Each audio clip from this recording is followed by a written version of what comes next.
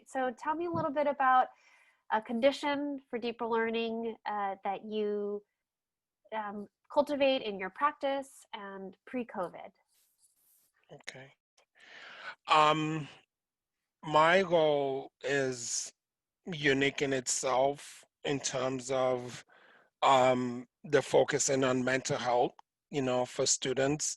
Um, for even it being a role that it was something that wasn't really established, within high tech high, at least at my campus. So everything has to be myself, researching, exposing myself to different learning platforms, webinars, and just try to kind of perfect, my own craft to making sure it attends to what I have observed and what I've noticed within our student population in terms of their needs and um, and areas of just lack of attention that kind of allows them to really give a voice to who they are as their own identity. So before, pre-COVID, I it was a lot. It was somewhat accessible, like in terms of just being on campus. Students have that opportunity to come to you. It's an open door policy. They see me around. And even within that, I created different other platforms, for students to be able to just share their stories because it is really important, giving them that opportunity to share their own stories. So, and to some of the things I also implemented um, were things of me just thinking outside the box that's not really part of the job description itself, which is, I have about 35 students that I text every other day on a daily basis. And this also, I kind of carried it through um, COVID, where it's pretty simple. It's more just a check-in and then a number scale. And then it just allows me also to know how that student is doing at that particular moment and what um, approach or intervention, I need to, either assess or give to the student at that time. Um, Currently, right now, with COVID, I had to make some adjustments. But those adjustments were me were done through the lenses of the students. So I had to kind of take myself back and just view each situation through the lenses of the students in terms of how can I make my approach less stressful for students and still make it more of an open door policy where they have that ease of like, okay, I need to see Olusola and, you know, I still have access to him the same way I have access to him on campus, even though we can have those social interaction or that in-person kind of conversation. So my schedule, I had to also make sure that my schedule is flexible. Um, I talk to students sometimes way into, parents all the way till 7 till 8, at night. Because I think for me, um, as much as I know, yes, self-care is important, I do make sure that's a priority for me because I need to take care of myself to be able to take care of others, as we talked about earlier. So that also is taken into consideration on how my schedule is set up and just making sure, I provide areas for students because my take on when students reach out, there's a reason why they reach out, and the last thing I don't want to be part of that is me saying, oh, you know what, I know you reached out, but I don't do, I don't work late or I don't work on the weekends, and things like that, because there's a reason why, you know, a student reaches out to you at a certain time. And Mhm. I try as much as possible not to close that door quickly on them, because I don't want that window of opportunity of what the reasons of why they want to meet and what they want to talk about to seize.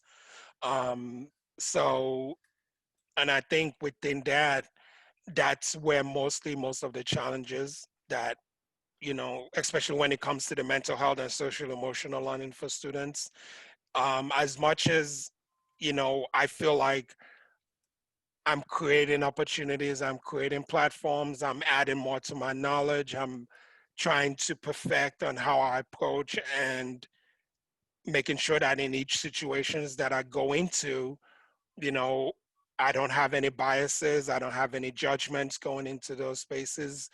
I think the challenge that I feel like not just myself, but I think also educators also do find themselves is, did I do the best I can today, for some of the students that I interacted with? And knowing that even though I did my best, but was that enough? And then also, there's still some students out there that I feel like they need the support, but as much as those resources are out there, the students are still not tapping into those resources to get, that attention or that space that they need, to talk to. So yeah. I love the focus, and I mentioned with um, your reflection responses on mental health, the trauma responsive piece, social emotional learning. Mhm. So I'm thinking like a lot of the condition here is around responsive. Would that Yes. sound about right? Hmm. I'll make sure I'm not. And yes, the how do I support the students that are unable to tap into the resources that are available, for whatever Yes. that reason that might be? I'm curious in terms of like that question specifically, are Hmm. there sort of ideas that you already have like had in mind of approaches you're thinking about to support students to get to those resources? And it's okay if you haven't, but Yes.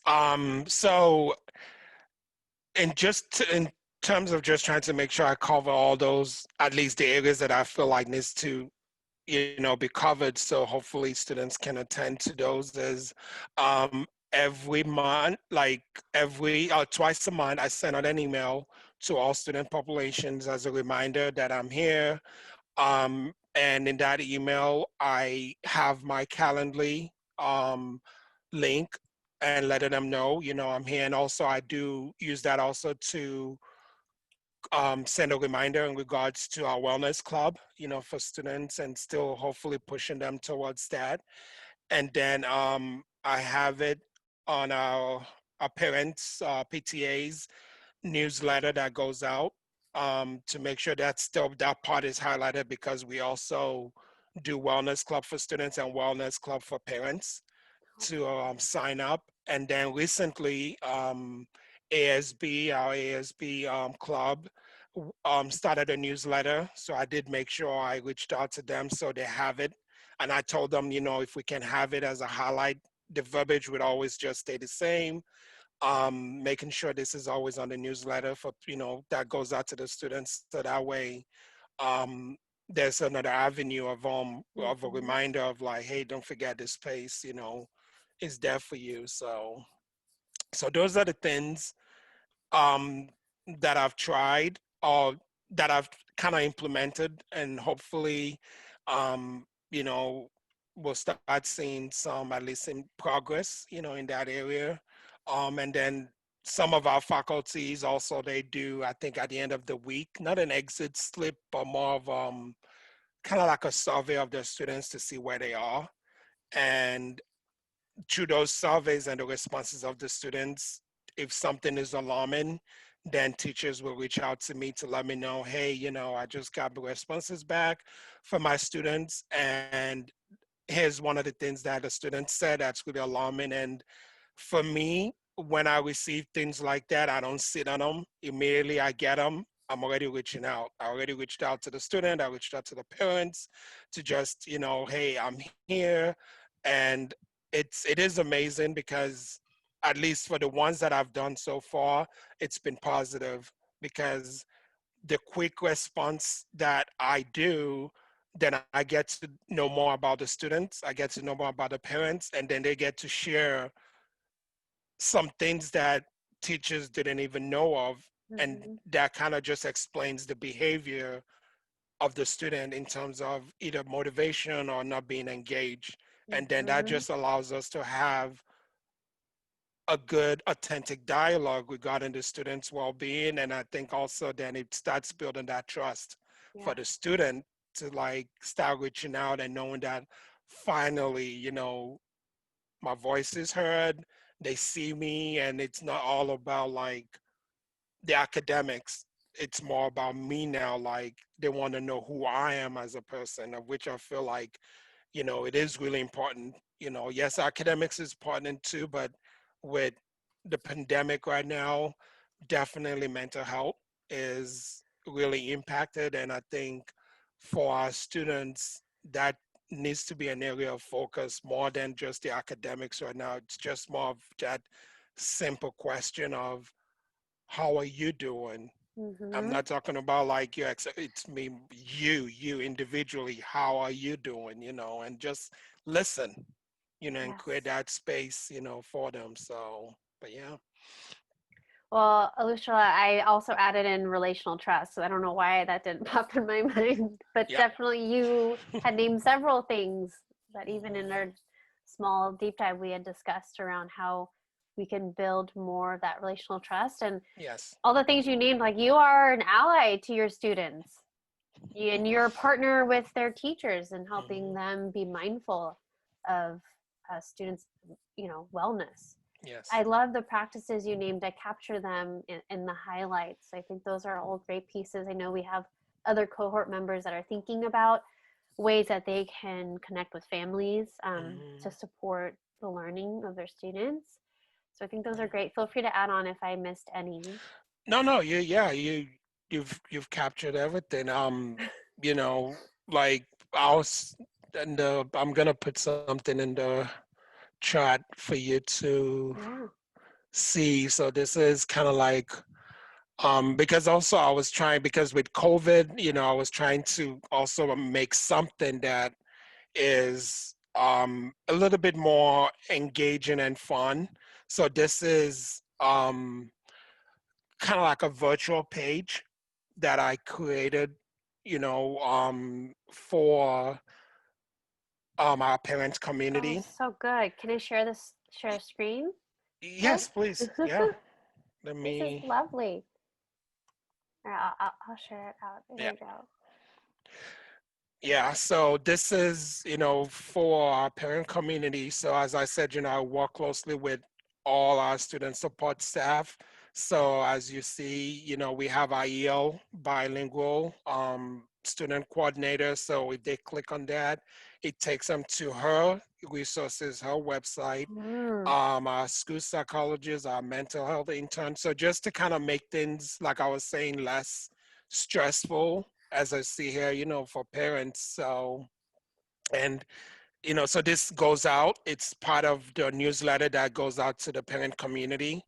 Every time they send out a newsletter, it's always part of it. And I think also that just gives them that one place of like, okay, I need support, I need ideas, this is where I need to go.